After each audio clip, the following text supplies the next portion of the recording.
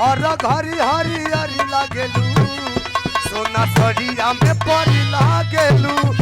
हर घरी हरियरी लागेलू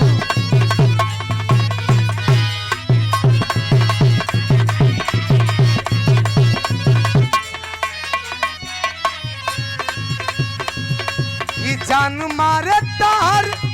काला काला केसिया बरे वाली मर करी लागेलू हर घरी हरियरी लागेलू हर घरी हरियरी लागेलू सोना सरिया में परी लागेलू हरी हरियरी लागेलू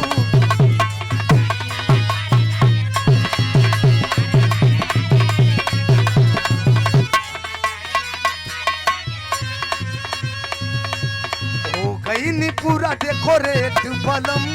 करिया ऊपर नीचे सेट बलम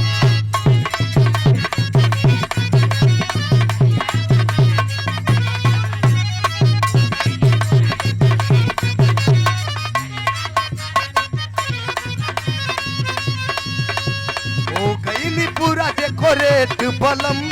करिया ऊपर नीचे सेट बलम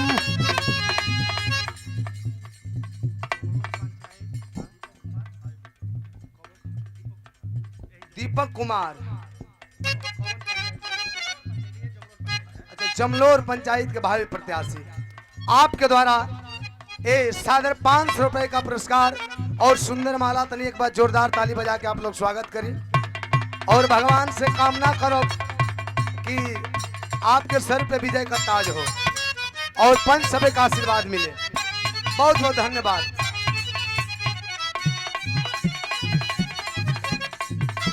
और पूरी पार्टी को माला और 50-50 रुपया दे करके स्वागत कर रहे हैं भैया बहुत बहुत प्रणाम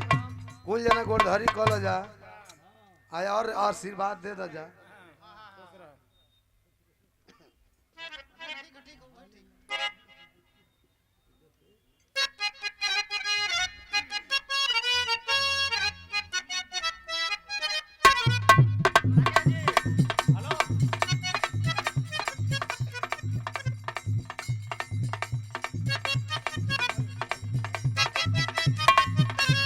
कहे हो गई नी पूरा डेकोरेट बलम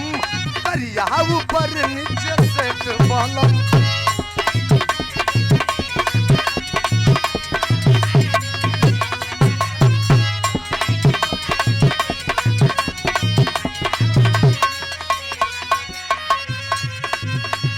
तेरी बेरी सर के चढ़ावा पीन लगा दी अड़ जाई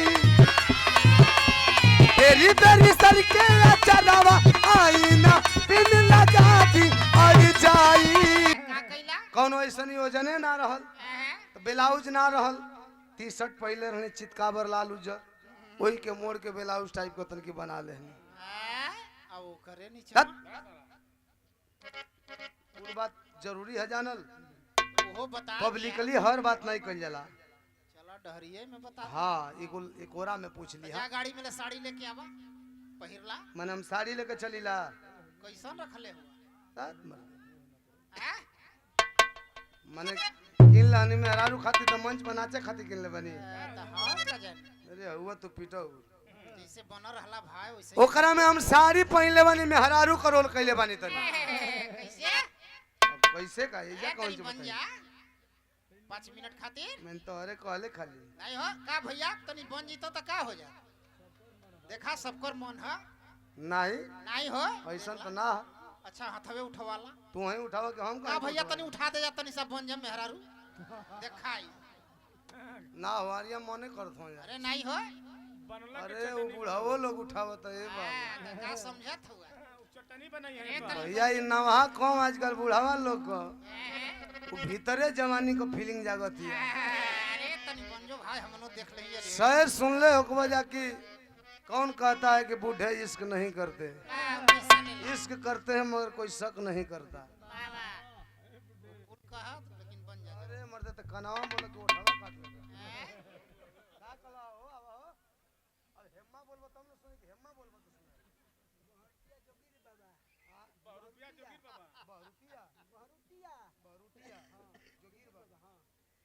बहरूटिया से जोगीर बाबा 100 रुपया बोले के कान में तो बोला तो ना उठाओ बुझा नियत का बड़ा बेकार आदमी तू बड़ा हाँ मर्दवा कहीं हमके जब बोलना से का फायदा लक्ष्मी के बारे बोलबो तो कुछ फायदा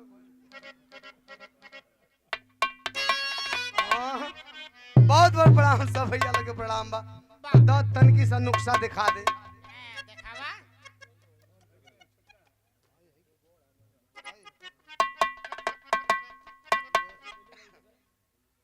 ओही में दब जाई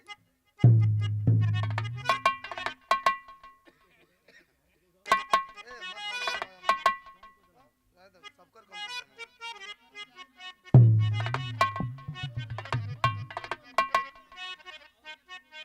नटवा थाना से चौकीदार साहब 100 रुपया बहुत बहुत प्रणाम सब भैया लोग के प्रणाम बा देखो जब साड़ी नहीं के यही के साड़ी समझ ली लोग खाली कल्पना करी लोग कि है गोदनमा वाली ही है उमा गोदनमा वाली बानी है जा गोदनमा वाला है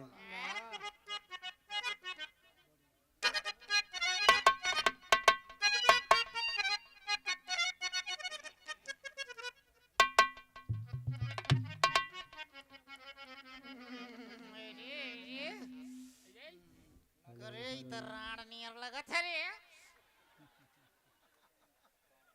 तो ये कहानी है ना कि खाली साड़ी कल्पना करी है अरे बगलिया से मांग ले रे का मांग ले